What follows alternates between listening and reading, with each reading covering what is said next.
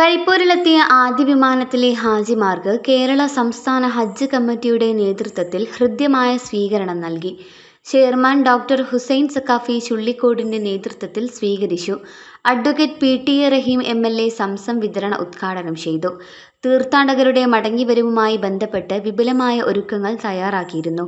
വിമാനത്താവളത്തിൽ എത്തുന്ന തീർത്ഥാടകർക്ക് ലഗേജുകൾ സുഗമമായി കൈകാര്യം ചെയ്യുന്നതിനും ഓരോ തീർത്ഥാടകനും 5 ലിറ്റർ വീതം സംസം നൽകുന്നതിനുമുള്ള സൗകര്യങ്ങൾ ഏർപ്പെടുത്തിയിരുന്നു. ആദ്യ വിമാനത്തിലെ ഹാജിമാരുടെ സ്വീകരണ ചടങ്ങിൽ chairman advocate Hussain Sakhafi Chullikode, advocate PTA. Rahim MLA., airport director Muneer Madambat, CISF commandant Shankar Rao Byreddy, deputy general manager operations Sunitha Varghese, Hajj committee മെമ്പർമാരായ Ummer Faizy Mukkam, advocate P. Moideenkutty, Askar Korad, assistant secretary Jafar K. Kaikooth, nodal officer Assain PK., Muhammed Shafeeq, Yusuf Padanilam എന്നിവർ പങ്കെടുത്തു. MT news Malappuram. Lulu buds international Montessori school, Vengara, Calicut, UAE.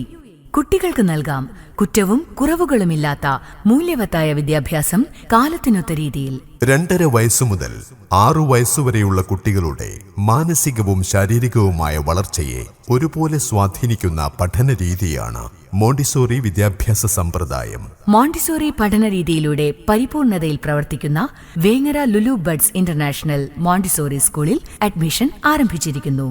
Lulu buds international Montessori school, Vengara.